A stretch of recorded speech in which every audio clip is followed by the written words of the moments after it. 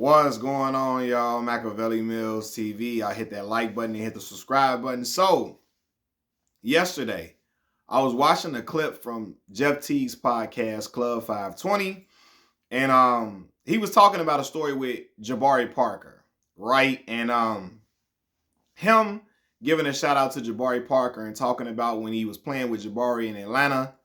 It made me really want to give respect and kudos to Jabari Parker. Jabari has been out the NBA for a few years now. He's been playing overseas. But like Jabari Parker is a Chicago legend, a Chicago icon for real. Jabari only like 30 years old, but he cemented himself as a legendary figure in Chicago basketball in high school. Like I remember when Jabari was in elementary school, we call it grammar school in Chicago, and his name was buzzing all through the city. Son of a former NBA player and Chicago philanthropist Sonny Parker. Jabari, he was at Robert A. Black Elementary School with Lene Harper, a young woman. Because at Robert A. Black, the boys and the girls played on the same team at Robert A. Black Elementary School. Him and Lene Harper was out there hooping, balling folks up. Seriously, and people would look at Jabari's skill set and like, yo, when he get to high school, he gonna be a problem. He is gonna be hard to deal with because he already had the height. Physically, he was bigger than everybody. You know what I mean? He had the baby fat on him. You know what I'm saying? But you knew by the time he grew into his man body, he was gonna be a man child for real. Could shoot the ball, could score in the post. Was really light on his feet to be that size. It was crazy. His skill set, he had a high basketball IQ as a kid. And in a city that produced legendary basketball players, Jabari was peaked to be the next one.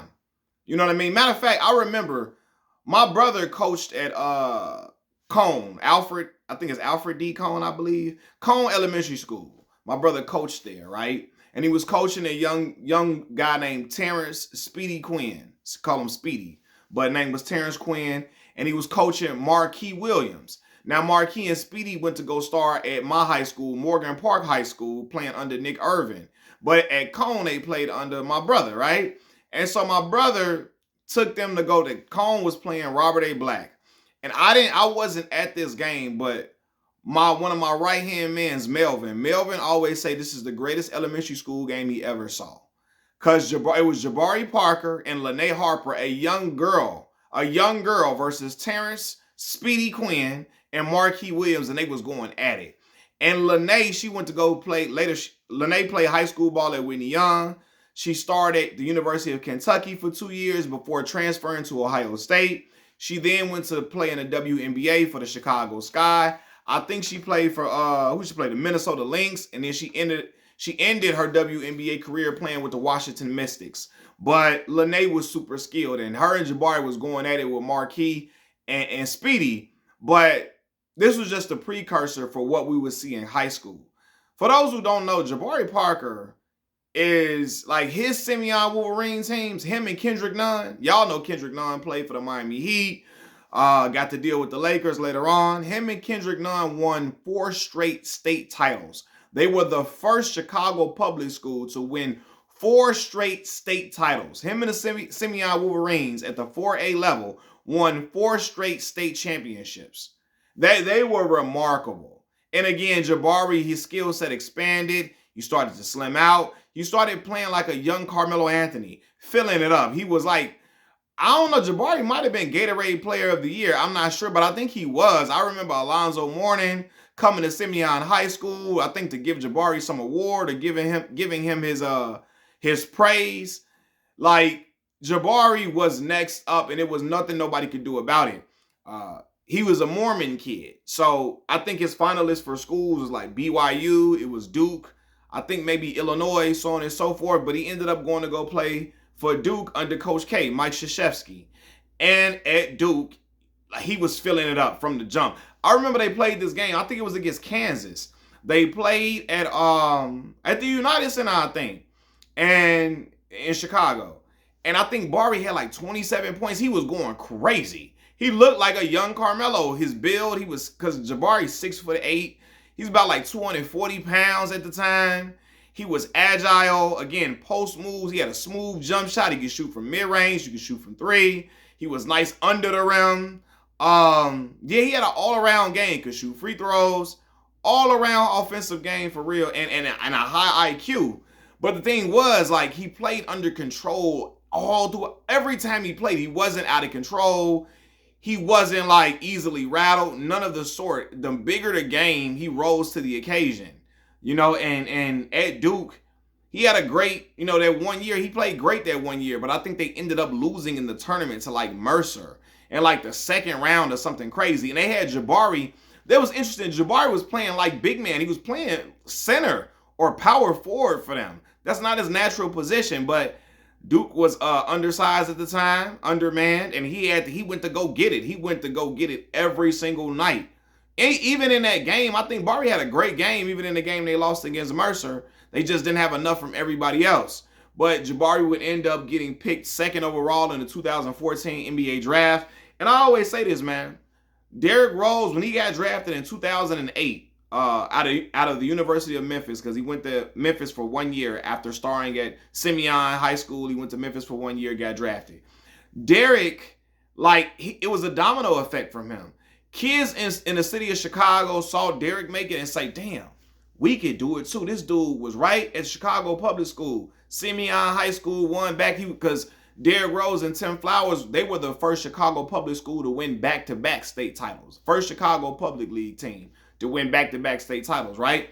Tim Flowers is now the head coach at Simeon High School, Simeon Career Academy.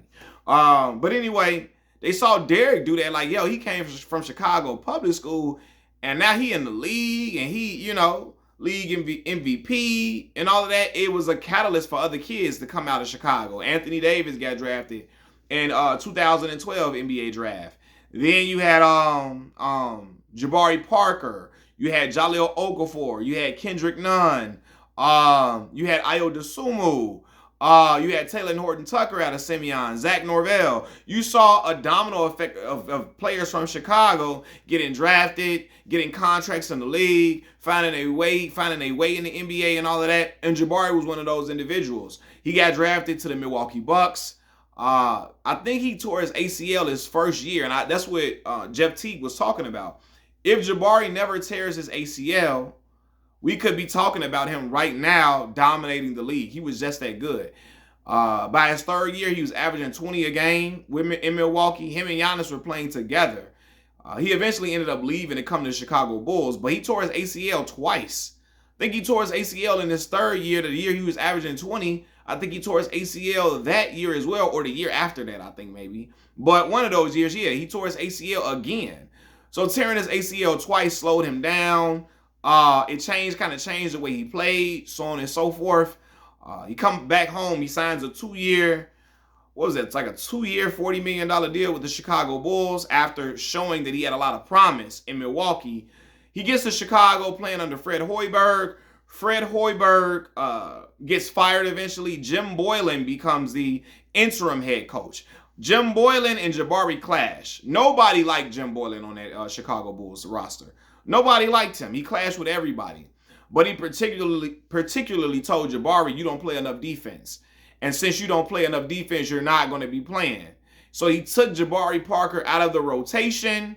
Jabari sitting down, not playing in games, playing 10 minutes in basketball games, which is crazy because Jabari at that point, he was not no 12, 13 man on no bench, but that's what he became because him and Jim Boylan clashed. After that, Jabari Parker was traded in his first season playing for the Chicago Bulls, and then you started to see him get hurt and banged up again, and he was just never the same. A couple of years ago, I saw him, like a year ago, I think he was overseas, and I saw him crying after a game. He loves to play basketball. Jabari was always a great kid.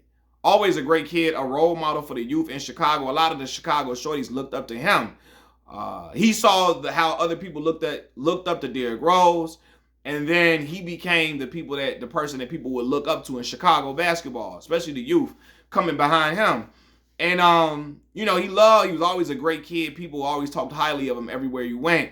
And I think he became emotional thinking about the trials and tribulations in his career, him being at Duke and having a promising start to his career. getting hurt and then the NBA pushing him out and giving up on him, and him having to kind of change the way he played in ways because of the ACL injuries and all of that. And then, he went overseas and he's been doing his thing and enjoying life, and he's just happy he's still able to play basketball, still able to do something that he loves and compete at a high level overseas, But I really wanted to just give Jabari his flowers because Jabari, man, again, inspirational. Like when I was in college, Jabari was at Duke, and me and my boy Melvin would be in the dorm rooms watching Jabari, screaming at the TV. Because we remember when he was in elementary school at Robert A. Black. We remember watching him at Simeon dominate. We remember being raving about what school he was possibly going to pick to go to. And Melvin is a big Duke fan, my boy Melvin. So he was praying and hoping and wishing that Jabari went to Duke. And when he did, it made Melvin even more ecstatic because we always like rooting for Chicago kids wherever they go. You know what I mean? We did it with Derrick Rose. We did it with Anthony Davis. We did it with Kendrick Nunn. We did it with Ayo Dosunmu. We did it with Taylor Horton Tucker. So on and so forth, man. So THT, y'all know THT from he played with the Lakers and all of that. Went to Utah and everything. But I think Taylor and THT, is THT with the dang on what you call it right now? I ain't watched the Bulls in a minute, but yeah. But anyway, yeah, man. So we watched Jabari ascend essentially right before our eyes, and then we saw him experience the precipitous drop and falling out of rotation, after injuries or getting into it with coaches. Coaches telling him you don't play no defense. I'm like, Jabari offense make up for it, and it's a lot of dudes in the NBA that don't play no defense at all. But Jim Boylan was one of them hard ass coaches that again had not really done enough to be acting like that. Acting like he was acting, and Zach LaVine and them did not like him. A lot of players did not like him on the Chicago Bulls, and eventually he got pushed out and replaced, and everybody saw that happening. But anyway, man, yeah, it was when I heard Jeff T bring up Jabari, I'm like, man, I got to give Jabari some love. Jabari deserves a lot of kudos, a lot of praise, because he always been a dude that was just nice all the way around. He was nice with it.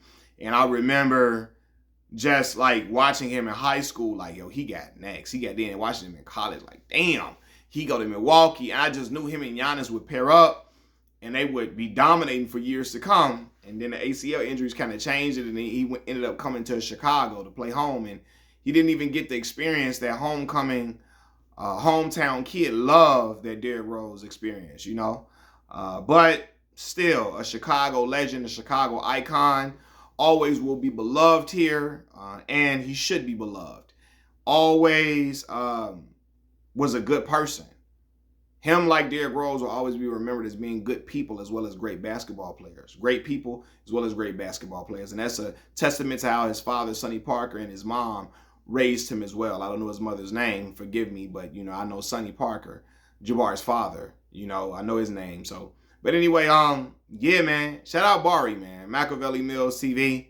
I'm out, y'all. Peace.